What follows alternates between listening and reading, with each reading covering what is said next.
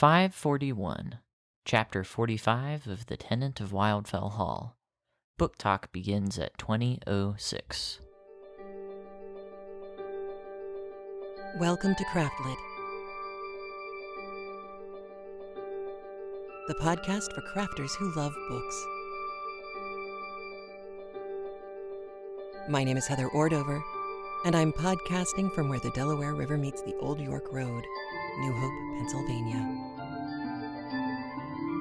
Episode 540, Amends.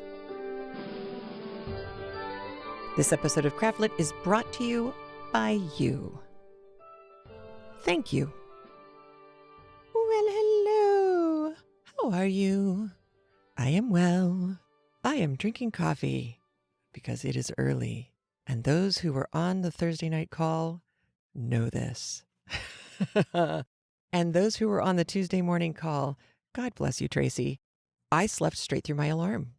I woke up more than 2 hours, actually, later, blissfully unaware that I had slept through my alarm until I was midway through the day and went, it's Tuesday. So apologize for that. I apologize. I am embarrassed. I am also very aware that, boy, did I need the sleep. So it's been an interesting couple of weeks working in the land of contact tracing, and it's going to be a little bit more interesting next week on Election Day. I am working the polls again, and we've been through new trainings. And what I can tell you, those of you who are voting in person, is this. Fomite transmission of the coronavirus appears to be slim to none. This is touching a surface and then rubbing your eyes or nose or mouth. The chances of that are not nothing, but they are slim to none. Somebody would have had to have coughed on a surface or very clearly near a surface very recently for this kind of transmission to happen. The second thing is there are places in the world right now where there have been a large number of antibody tests given. The antibody tests indicate whether somebody has had the coronavirus. They've gotten SARS-CoV-2 virus and gotten sick with the COVID-19 disease. When you find places that have a large number of people with antibodies, but all of those people say, wow, that's crazy, I never got sick, I never felt bad, that's good news. And that's confusingly also bad news. It's good news because somebody didn't get sick and they're not having the horrible, horrible side effects and all of that. It's bad news because that means when the person was asymptomatic, they were able to spread the disease without knowing it. However, I believe I mentioned this before, the data just continues to be more and more convincing. Wearing a mask prevents large doses of virus from getting from one person to another. So if you have a mask and the other person has a mask, you're in pretty good shape. If only one of you has a mask, you're still in pretty good shape. Because whether you are the mask wearer or the other person is the mask wearer, if you stay any number of feet apart, the amount of inoculum, that would be the virus that comes out of somebody's mouth or nose, will be limited by one or the other's mask, or both, if we're lucky enough. And the less inoculum you receive, the less virulent will be the disease. Evidently, this is something that has been well studied and understood in veterinary medicine. And for whatever reason, it just wasn't really paid much attention to by human medical science. But there were actual tests that were done to find out how much virus do you have to give an animal population before 50% of that particular population get sick. These tests were repeated. They go way back. I think 1938 was the first published study on something like this. It's just something that looks like a no-brainer, and evidently, now that the vets are talking to the medical doctors, it is. So anything you do to limit the amount of exposure you get to the virus, and that means if you are in a situation where you are concerned that you are not going to be able to stay 6 feet away from other people, 2 meters away from other people, in that case, a mask is an excellent idea. If you wear glasses, so much the better. If you wear a mask and a face shield, just a lightweight one, it doesn't have to be like a space helmet. You are practically Teflon coated. There's so much that can be done. You don't have to wear gloves. You don't have to spray all of your Amazon packages with some kind of disinfectant.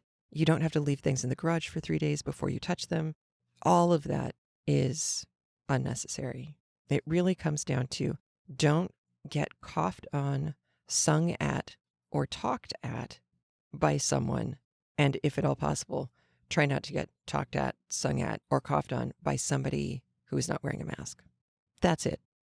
So, on voting day, if you go to the polls, here are my suggestions. Wear a mask. Cover your nose and mouth with the mask. If you have glasses you can wear, please wear them. I can tell you in our county in Pennsylvania, we have the clear plastic barriers between us, the people with the voting books who are sitting at the table, and you, the voter. So those are in place. We have copious amounts of hand sanitizer. So literally we were gooing up our hands with sanitizer and rubbing it all over every pen, every surface, everything we touched. We had hand wipes, the whole bit. So I would be shocked if other places in the country don't also do the same thing. But if they don't, go ahead and bring hand sanitizer.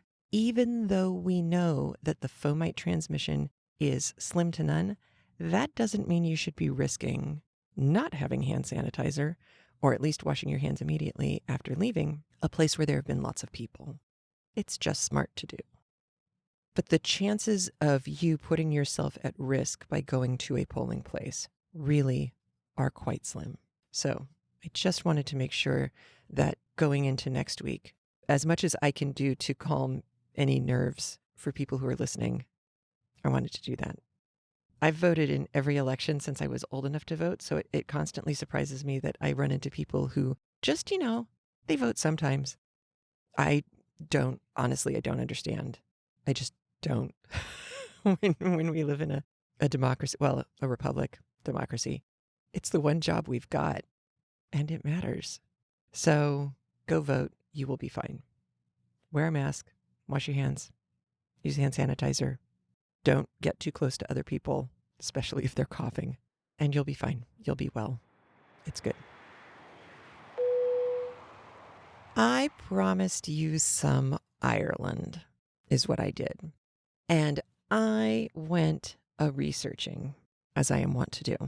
And I found the most amazing app for an iPad. And I believe it is only for an iPad. And for that, I apologize. But it is the Book of Kells on the iPad. It is not a cheap app.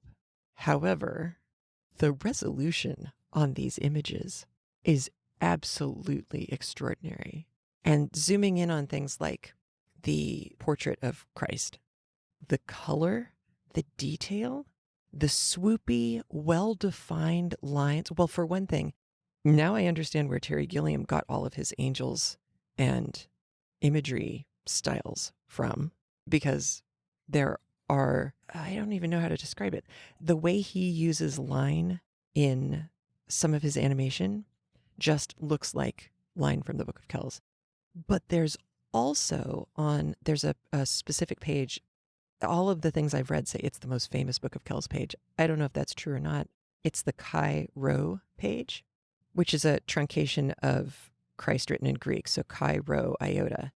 The Chi Rho page has the most insane knotwork, Celtic knotwork, that when you zoom in on, like, I think it was the lower left corner of the imagery, there's the gold border, which you expect, and there's kind of traditional Celtic knotwork in there, which you expect. But then it looks like some insane cat got some of your yarn, like lamb's pride worsted yarn, single ply, fairly thick, maybe lamb's pride bulky, and decided to tangle that yarn around the Celtic knot.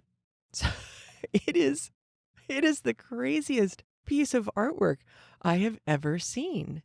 Just this one corner. So we're in Dublin on day one. You land, you get to the hotel, you stash your bags, you go out into Dublin. Oh, I'm at a hotel. Oh, I'm in the middle of Dublin. Oh, what am I going to do? Anything you want is the answer, because what has Diane done? Once again, she has worked miracles. She's gotten us into this really nice modern hotel on a corner in Dublin that is, you know, pretty much across the street from St. Patrick's. I'm not joking. You walk out the front door and walk a little bit kitty corner, and you're at St. Patrick's. So the gardens are there. St. Patrick's Cathedral is there. If you turn the other direction, you wind up heading towards shops. Temple Bar is walking distance. The Guinness Storehouse is walking distance. There's so much that's right there. And then we have our opening night dinner, which is always fun because Diane. And then the next day, we get to actually, collectively, now that all of us have gotten there, go start seeing stuff. We start with the Book of Kells at Trinity College, which also is not far from our hotel. It's like an 18-minute walk if we walked. But the Book of Kells was originally comprised of several folios that were stitched together. There's, all told, if you go front and back, verso and recto, if you go front and back, there's 680 pages, I think. I'm going off memory. And 340 sheets of vellum. That's a lot of vellum, for one thing, but it's pretty cool. The manuscript is not without damage, obviously, time being what it is, because the sucker was written around 800 of the Common Era. 800 is a 1,200-year-old book. I know. It's kind of incredible that the thing exists at all, much less that it exists in the shape that it is in, which is exquisite. But in the 19th century, some restorer, I'm using air quotes, came along and really trimmed the pages and then gilded the edges so that it, looked more book-like, I guess. Obviously, we have no idea what was lost in the trimming.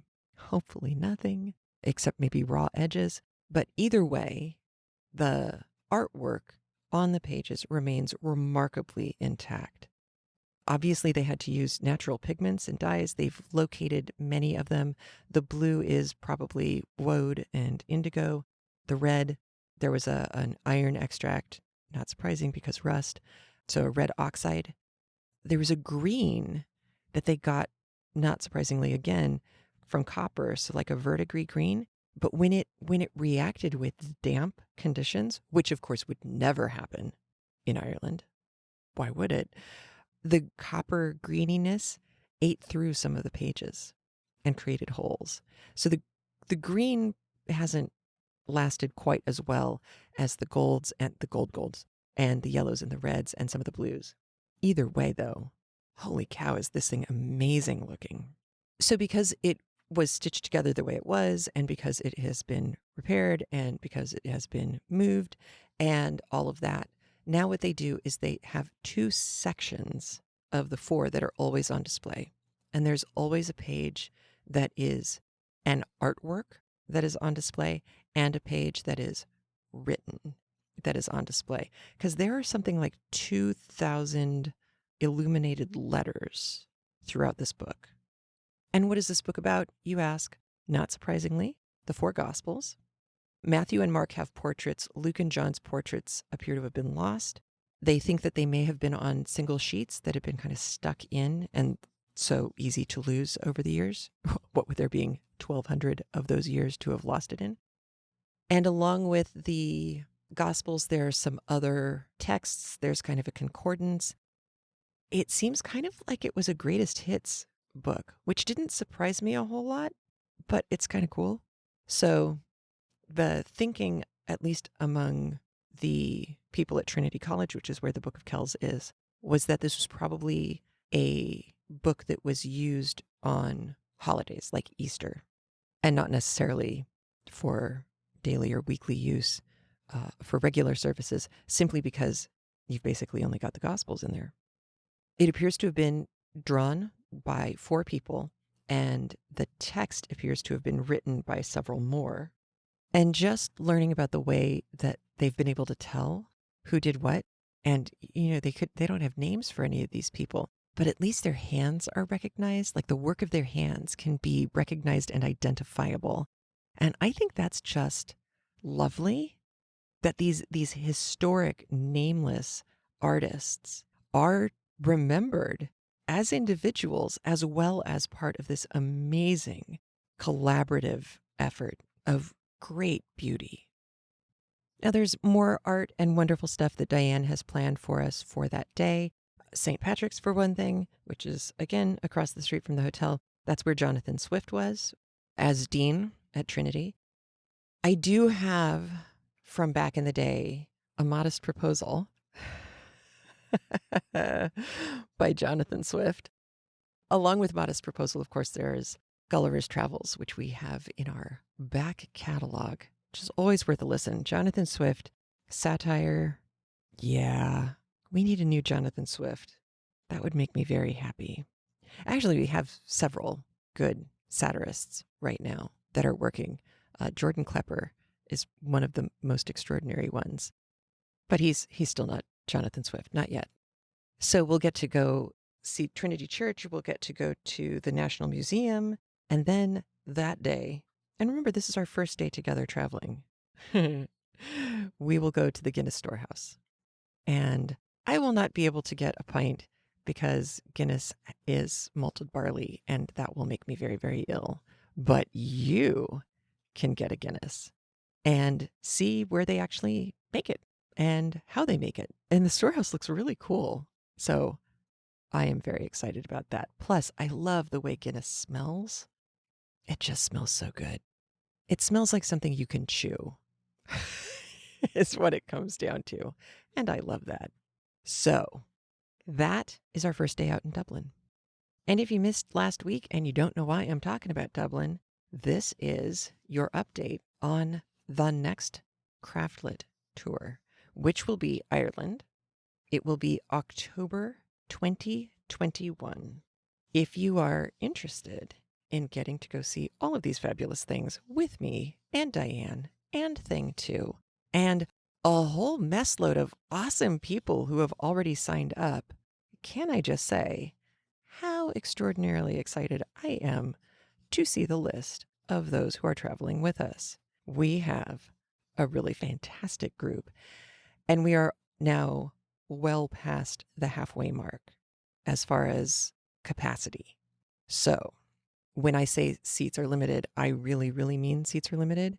If you are at all interested in joining us on this tour, please, please, please call this number, 888-554-5208. Any one of the people who you speak to at Holiday Vacations will be able to hook you up with a reservation. It's $200 down to save your space, and you have almost a year to finish making payments. And you'll get all of the 411 on this from the Holiday Vacations people, but the $200 is refundable. If you find that you are not able to go, just call them back, let them know. You'll have the $200 returned. It is a risk-free reservation. Absolutely. Holiday Vacations has been around for a long time, and Diane has been putting smiles on the faces of CraftLit listeners for 10 years so far. And she was doing this before that too. But I mean, for us, it's pretty awesome. So again, the number 888-554-5208 for Dublin and more. Every week until I'm done, I will be sharing a little bit more of what we will be visiting and seeing so that you can get an idea of just how much fabulousness awaits you in Ireland with CraftLit crew. I'm so excited. I can't wait. And yes, it does seem kind of surreal, the thought of traveling right now to all of us. But how lovely to have something truly remarkable to look forward to celebrate the end of all the madness. I cannot even wait. And I can't wait to see everybody. Voicemail. We've got a voicemail. And if you don't have the voicemail number, it's super easy to get off the CraftLit app. But if you don't have it, it is 206 350 1642. That's 206 350 1642. Call now. Operators are standing by. Well, an electronic operator is standing by anyway. I have one voicemail for you from Janalee, and I am so glad she called in with this because holy smoke, this one snuck right by me. And I guarantee you she is smack dab right on the nose with this assessment. Here you go. Hi, Heather. This is Janalee from Knits and Hikes on Ravelry. I had a comment about the latest chapter. It's 43 and 44. I have to admit, I was a little suspicious when Mr. Huntington came to his wife, to Helen, and said that he'd found a person to be the son's governess that was from a very pious family, because if I remember my history correctly, the slang term for a whorehouse is an abbey, and slang term for the madam would be an abbess. So you could talk about the holiness and the, coming from a holy family and coming from, what was it that he said? The recommendation was from an older woman that was very pious. I'm very suspicious that this young woman that seems so well and has seemingly no other accomplishments is actually a prostitute that he's kind of brought into the house because he thinks it'll be funny and he thinks his wife won't know who she is. Keep up the good work. I'm really excited to see how this book continues, and I'll talk to you later. Thanks. Right? I know. Smack me in the face and call me Gertrude. I cannot believe I didn't see that. Thank you, Janalee, for filling in the blanks for us. I am positive you're right.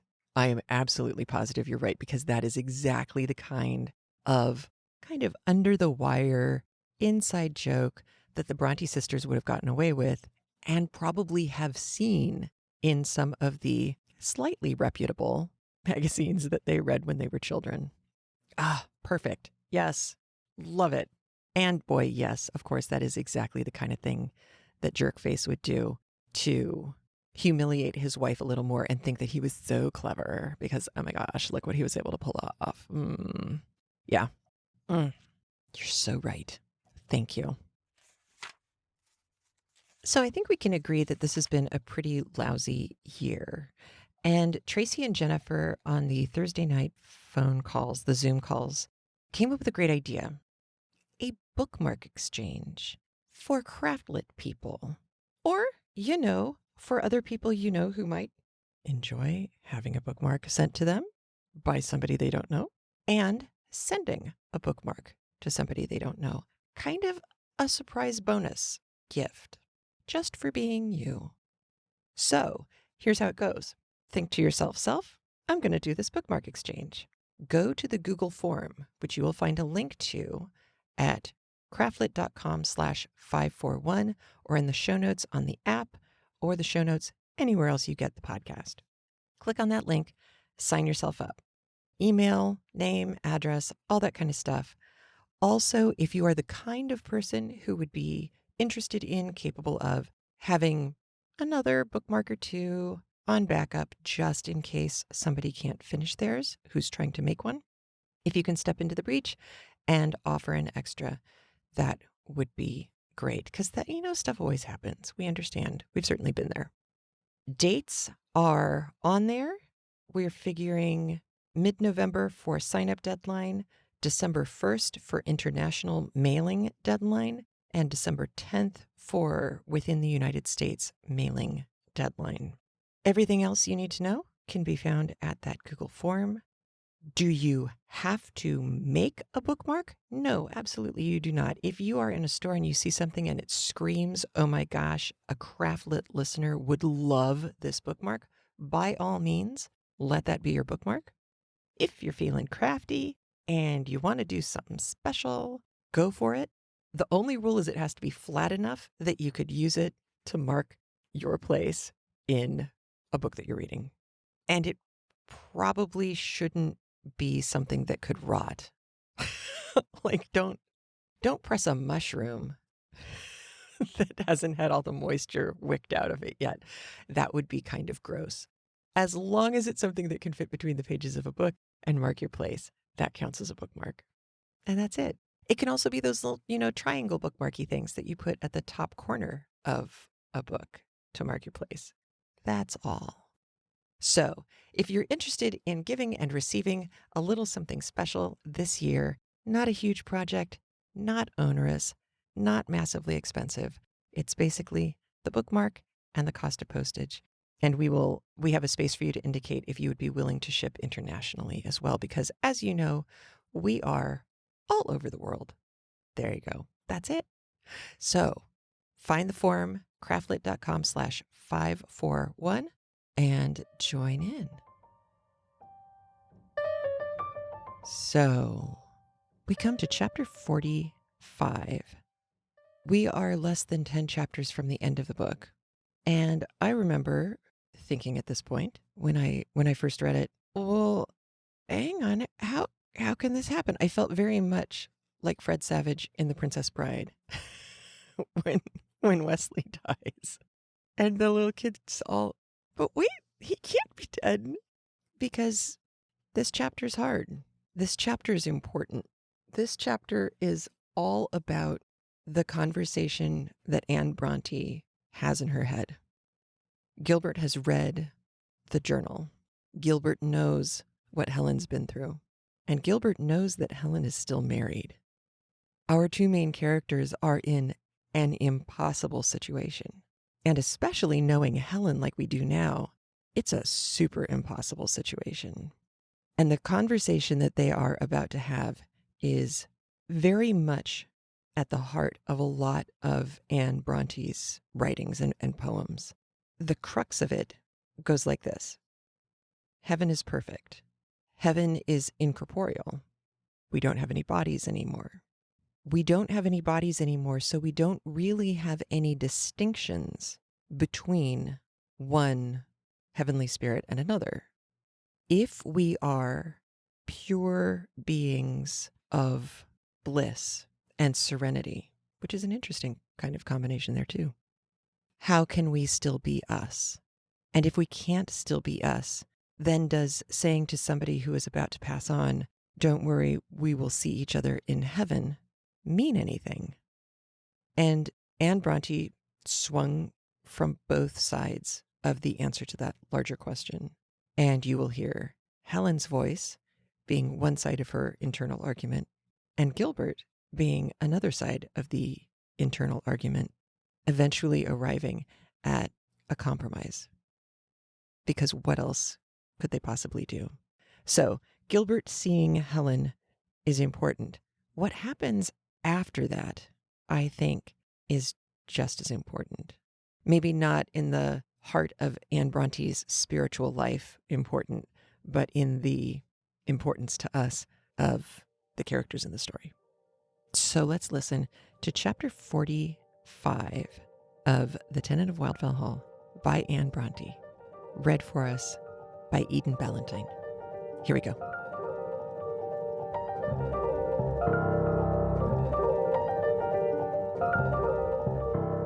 Chapter 45, Reconciliation. Well, Halford, what do you think of all this? And while you read it, did you ever picture to yourself what my feelings would probably be during its perusal? Most likely not. But I'm not going to descant upon them now. I will only make this acknowledgment, little honourable as it may be to human nature, and especially to myself, that the former half of the narrative was, to me, more painful than the latter. Not that I was at all insensitive to Mrs. Huntingdon's wrongs, or unmoved by her suffering, but I must confess, I felt a kind of selfish gratification in watching her husband's gradual decline in her good graces, and seeing how completely he extinguished all her affections at last.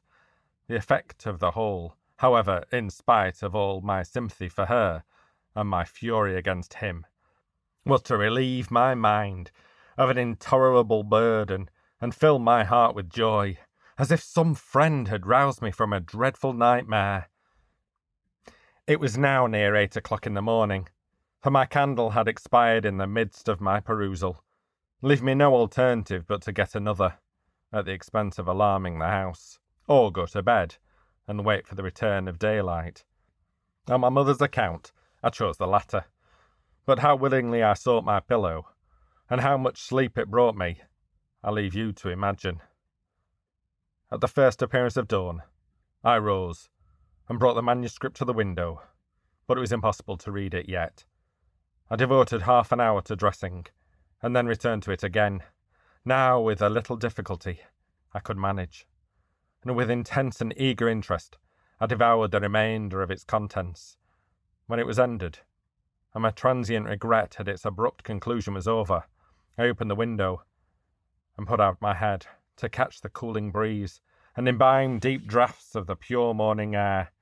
A splendid morning it was. The half-frozen dew lay thick on the grass. The swallows were twittering round me, the rooks cawing, and cows lowing in the distance, and early frost and summer sunshine mingled their sweetness in the air. But I did not think of that. A confusion of countless thoughts and varied emotions crowded upon me while I gazed abstractly on the lovely face of nature. Soon, however, this chaos of thoughts and passions cleared away, giving place to two distinct emotions.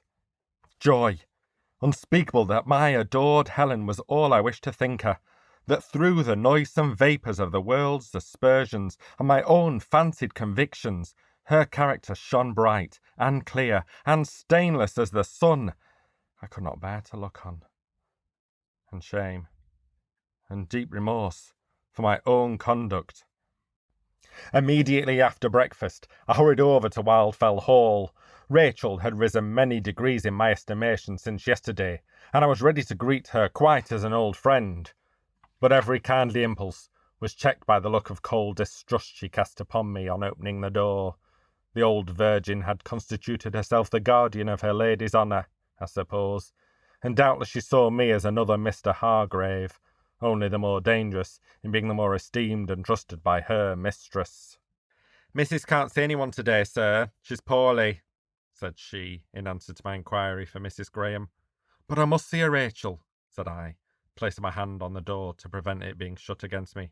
"Indeed, sir, you can't," replied she, settling her countenance in still more iron frigidity than before. "Be so good as to announce me." "It's no manner of use, Mr. Markham.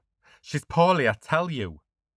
Just in time to prevent me from committing the impropriety of taking the citadel by force and pushing forward unannounced, an inner door opened, and little Arthur appeared with his frolicsome playfellow, the dog. He seized my hand between both his, and smilingly drew me forward. "Mamma says you're to come in, Mr. Markham," said he, "and I'm to go out and play with Rover." Rachel retired with a sigh, and I stepped into the parlour and shut the door. There, before the fireplace, stood the tall, graceful figure, wasted with many sorrows. I cast the manuscript upon the table and looked in her face. Anxious and pale, it was turned towards me. Her clear, dark eyes were fixed on mine with a gaze so intensely earnest that they bound me like a spell. "Have you looked it over?" she murmured. The spell was broken. "I've read it through," said I, advancing into the room, "and I want to know if you'll forgive me, if you can forgive me." She did not answer, but her eyes glistened, and a faint red mantled on her lip and cheek. As I approached, she abruptly turned away and went to the window. It was not in anger, I was well assured, but only to conceal or control her emotions. I therefore ventured to follow and stand beside her there, but not to speak. She gave me a hand. without turning her head, and murmured in a voice she strove so in vain to steady. Can you forgive me? It might be deemed a breach of trust, I thought, to convey that lily hand to my lips, so I only gently pressed it between my own, and smilingly replied, "I hardly can. You should have told me this before. It shows a want of confidence," Oh, no. cried she, eagerly interrupting me. It was not that. It was no want of confidence in you. But if I'd told you anything of my history, I must have told you all, in order to excuse my conduct.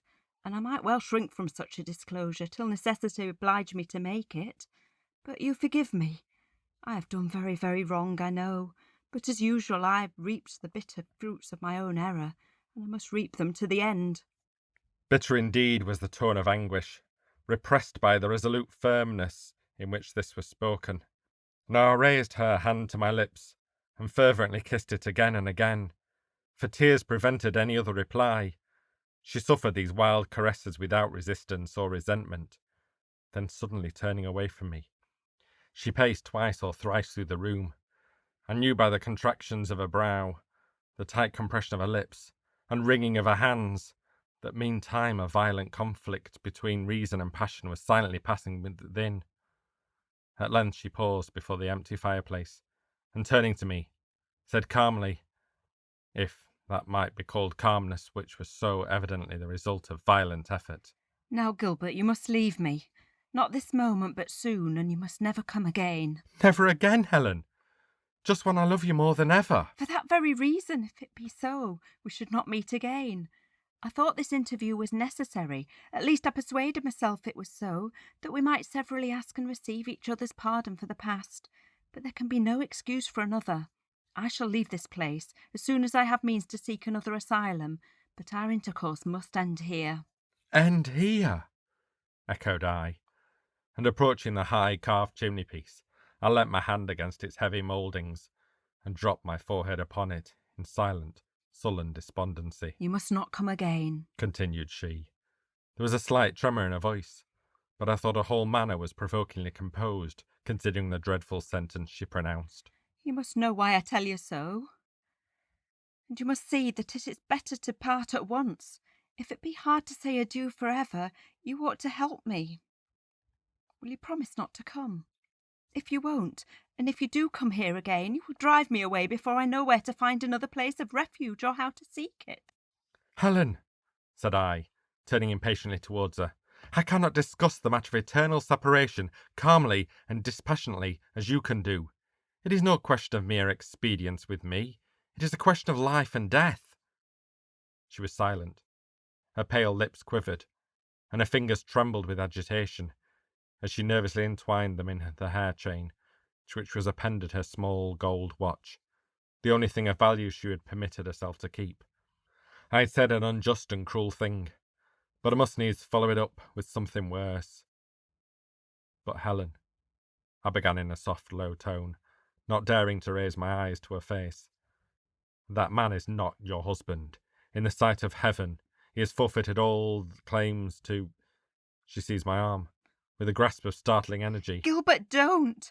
For God's sake, don't you attempt these arguments. No fiend could torture me like this. I won't, said I, gently laying my hand on hers, almost as much alarmed at her vehemence as ashamed by my own misconduct. Instead of acting like a true friend and helping me with all your might, or rather taking your own part in the struggle of right against passion, you leave all the burden to me.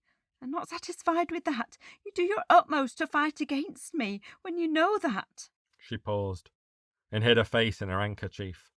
Forgive me, Helen.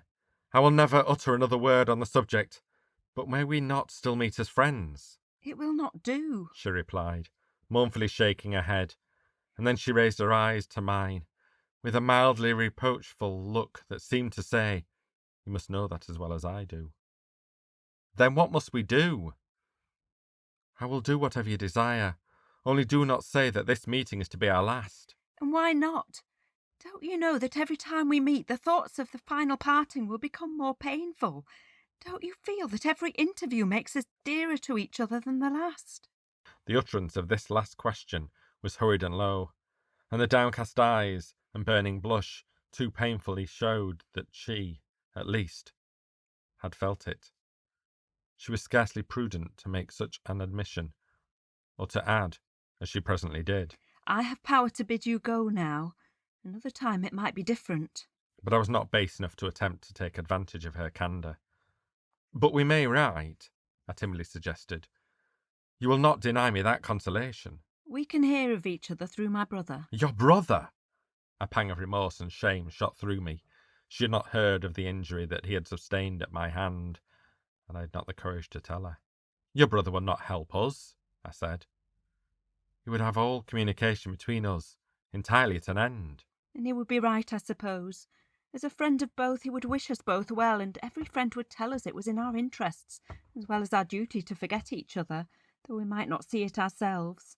But don't be afraid, Gilbert. There's little chance of my forgetting you. But I did not mean that Frederick should be the means of transmitting messages between us, only that each might know through him of the other's welfare. And more than this ought not to be. For you are young, Gilbert, and you ought to marry, and will some day, though you may think it impossible now. And though I can hardly say I wish you to forget me, I know it's right that you should, both for your own happiness and that of your future wife. And therefore I must and will wish it.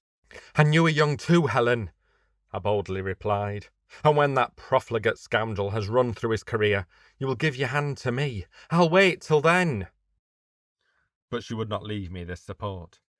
Independently of the moral evil of basing our hopes upon the death of another, who, if unfit for this world, was at least no less so for the next, and whose ameliorations would thus become our bane, and his great transgression our greatest benefit, she maintained it to be madness.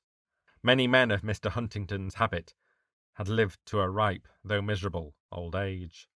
And if I am young in years, I'm old in sorrow.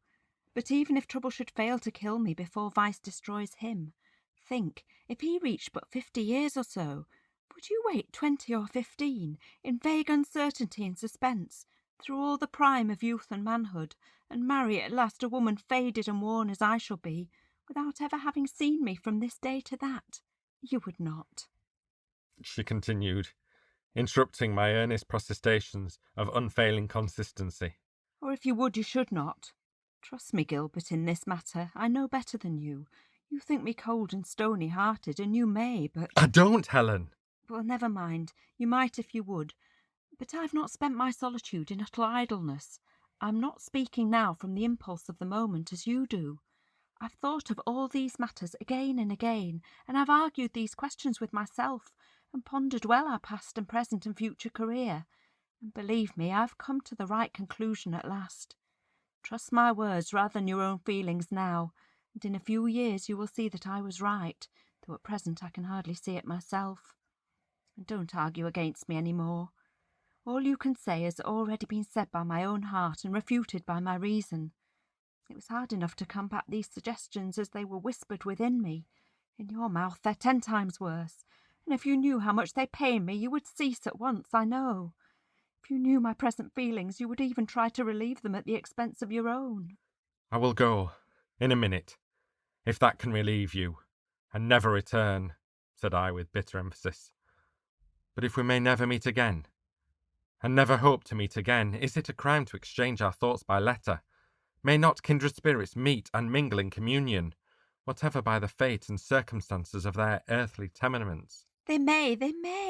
I thought of that too, Gilbert, but I feared to mention it because I feared you would not understand my views upon the subject. I fear it even now. I fear any kind friend would tell us we're both deluding ourselves with the idea of keeping up a spiritual intercourse without hope or prospect of anything further, without fostering vain regrets and hurtful aspirations, and feeding thoughts that should be sternly and piteously left to perish of a nation. Never mind our kind friends. If they can part our bodies, it is enough. In God's name, let them not sunder our souls, cried I, in terror, lest she should deem it her duty to deny us this last remaining consolation. But no letters can pass between us here, without giving fresh food for scandal. Then when I departed, I had intended that my new abode should be unknown to you as the rest of the world. Not that I should doubt your word if you promised not to visit me, but I thought that you would be more tranquil in your own mind if you knew you could not do it, and likely to find less difficulty in abstracting yourself from me if you could not picture my situation to your mind. But listen, in 6 months you should hear from Frederick precisely where I am, and if you still retain your wish to write to me, and think you can maintain a correspondence or thought or spirit, such as disembodied souls or unimpassioned friends at least might hold, write and I will answer you. 6 months? Yes, to give your present ardour time to cool, and try the truth and constancy of your soul's love for mine. And now enough has been said between us. Why can't we part at once? Exclaimed she, almost wildly, after a moment's pause. As she suddenly rose from her chair, with her hands resolutely clasped together, I thought it was my duty to go without delay, and I approached, and half extended my hand as if to take leave. She grasped it in silence, but this thought of final separation was too intolerable. It seemed to squeeze the blood out of my heart, and my feet were glued to the floor. "And we must never meet again," I murmured, in the anguish of my soul. We shall meet in heaven. Let us think of that. She said in a tone of desperate calmness, but her eyes glittered wildly, and her face was deadly pale. "But not as we are now. It gives me little consolation to think I shall next behold you as a disembodied spirit, or an altered being, with a frame perfect and glorious, but not like this, and a heart, perhaps entirely estranged from me. No, Gilbert, there is perfect love in heaven. So perfect, I suppose, that it soars above distinction. You will have no closer sympathy to me than with any one of the 10,000 angels and the innumerable multitudes of happy spirits around us." Whatever I am, you will be the same, and therefore cannot possibly regret it. And whatever that change may be, we will know it must be for the better. "But if I am to be so changed that I shall cease to adore you with my whole heart and soul, and love you beyond every other creature, I shall not be myself. And though, if I ever win heaven at all, I must, I know, be infinitely happier than I am now, my earthly nature cannot rejoice in anticipation of such beatitude, from which itself, and its chief joy, must be excluded." Is your love all earthly then? "No, but I am supposing we shall have no more intimate communication with each other than with the rest." If so, it will be because we love them more and not each other less. Increase of love brings increase of happiness when it's mutual and pure as it will be. "But can you, Helen, contemplate with delight the prospect of losing me in a sea of glory?" I own I cannot, but we know not that it will be so. And I do know that to regret the exchange of earthly pleasures for the joys of heaven is as if the grovelling caterpillar should lament that it must one day quit the nibbled leaf to soar aloft and flutter through the air, roving at will from flower to flower, sipping sweet honey from their cups or basking in their sunny petals. If these little creatures knew how great a change awaited them, no doubt they would regret it. But would not all such sorrow be misplaced? And if that illustration will not move you, here is another. We are children now. We feel as children, we understand as children, and when we're told that men and women do not play with toys, and that our companions will one day weary of the trivial sports and occupations that interest them and us so deeply now, we cannot help being saddened at the thoughts of such an alteration, because we cannot conceive that as we grow up, our own minds will become so enlarged and elevated that we ourselves shall then regard as trifling those objects and pursuits we so now fondly cherish, and that though our companions will no longer join us in those childish pastimes, they will drink with us at other fountains of delight, and mingle their souls with ours in higher aims and nobler occupations beyond our present comprehension, but not less deeply relished or less truly good for that, while yet both we and they remain essentially the same individuals as before. But, Gilbert, can you really derive no consolation from the thought that we may meet together where there's no more pain and sorrow, no more striving against sin and struggling of the spirit against the flesh, where both will behold the same glorious truths and drink exalted the supreme felicity from the same fountain of light and goodness, that being whom both will worship with the same intensity of holy ardour, where pure and happy creatures both will love with the same divine affection? If you cannot, never write to me." "Helen, I can, if faith would never fail." Now then, while this hope is strong within us. We will part. You shall not have the pain of another effort to dismiss me. I will go at once. But I did not put my request into words. She understood it instinctively, and this time she yielded too.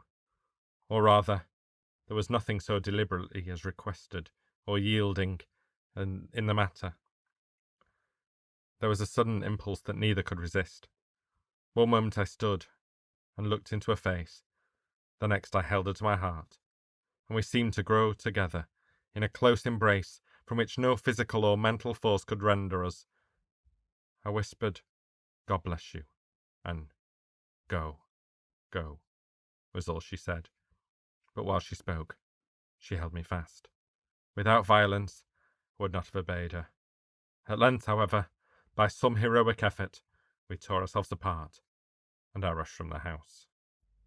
I have a confused remembrance of seeing little Arthur running up the garden walk to meet me, and of bolting over the wall to avoid him, and subsequently running down the steep fields, clearing the stone fences and hedges as they came in my way, till I got completely out of sight of the old hall, and down to the bottom of the hill, and then of long hours spent in bitter tears and lamentations, and melancholy musings in the lonely valley, with the eternal music in my ears of the west wind rushing through the overshadowing trees, and the brook babbling and gurgling along its stony bed. My eyes, for the most part, vacantly fixed on the deep checkered shades, restlessly playing over the bright, sunny grass at my feet, where now and then a withered leaf or two would come dancing to share the revelry. But my heart was away up the hill in that dark room, where she was weeping, desolate and alone. She, whom I was not to comfort, not to see again, till years of suffering had overcome us both, and torn our spirits from their perishing abodes of clay. There was little business done that day, you may be sure. The farm was abandoned to the labourers, and the labourers were left to their own devices. But one duty must be attended to.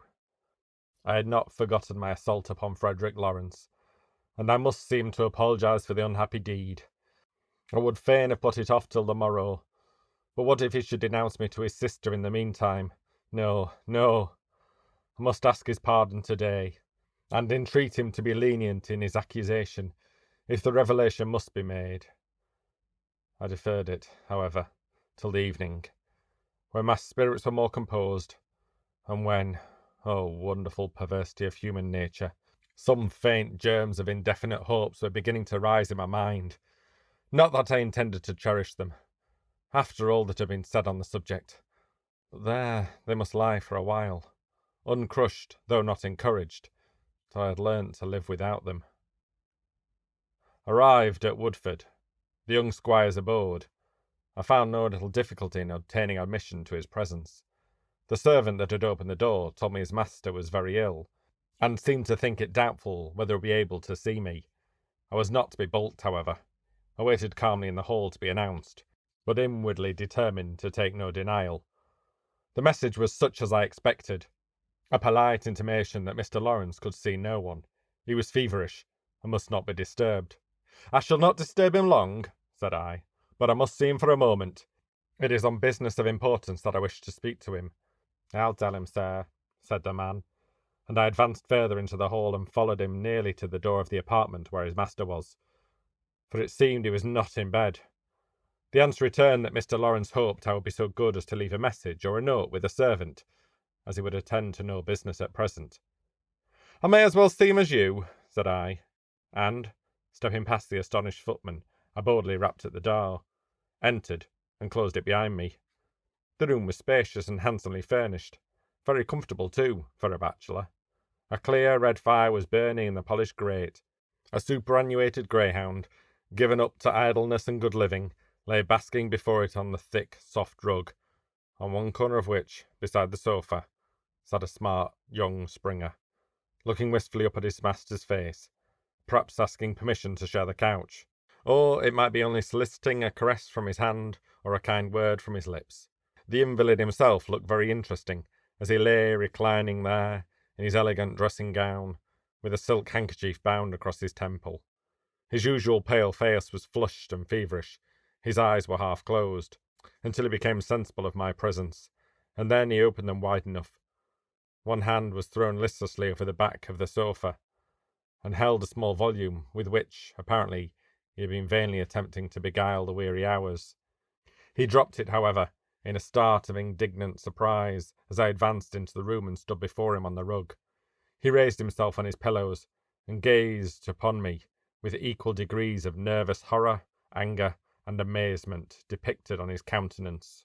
"Mr. Markham, I scarcely expected this," said he, and the blood left his cheeks as he spoke.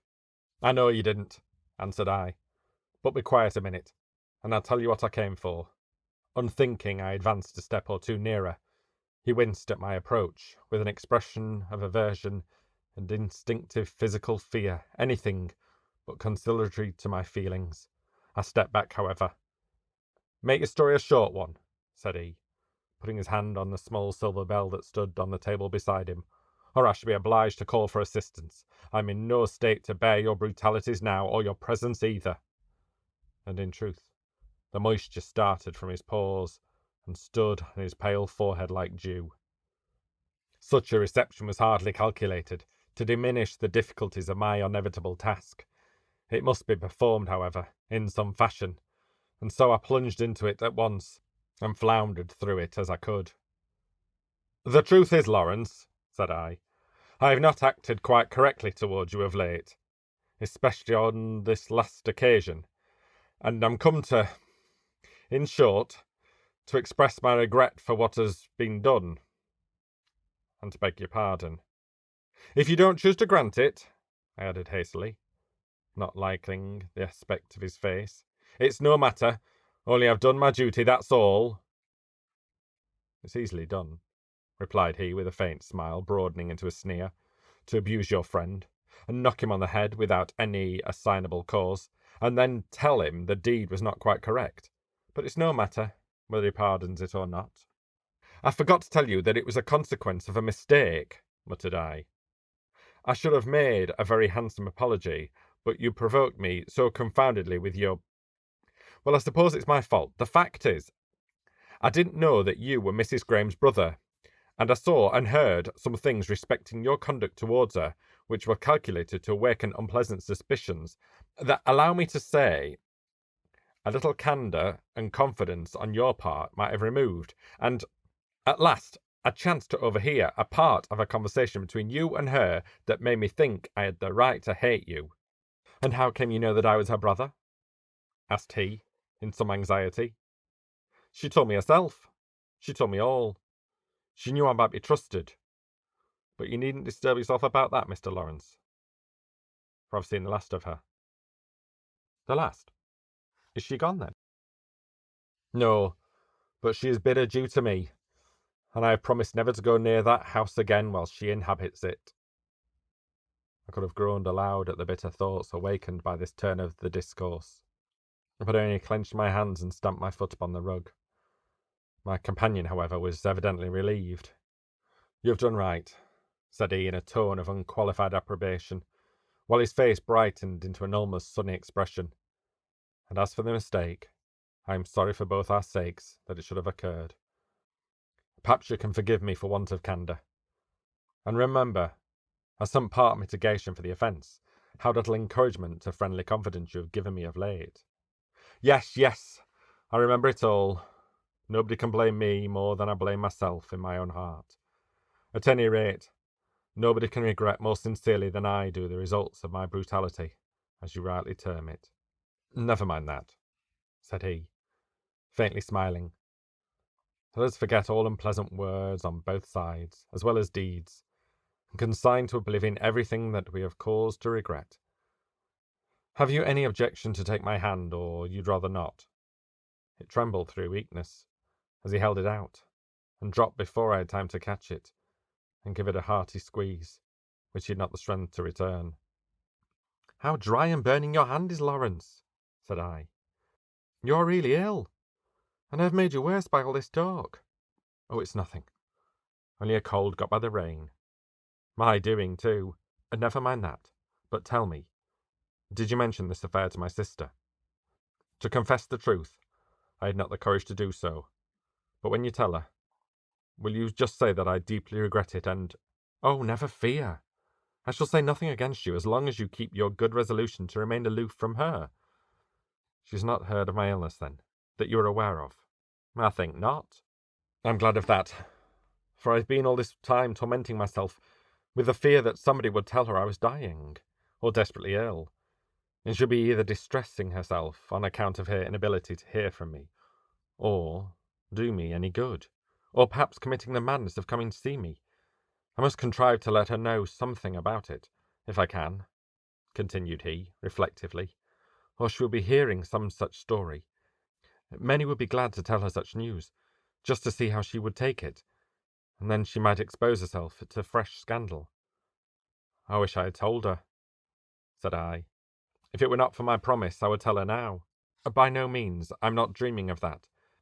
But if I were to write a short note now, not mentioning you, Markham, but just giving a slight account of my illness, by way of excuse of my not coming to see her, and to put her on guard against any exaggerated reports she may hear, and address it in a disguised hand, would you do me the favour of slipping it into the post office as you pass?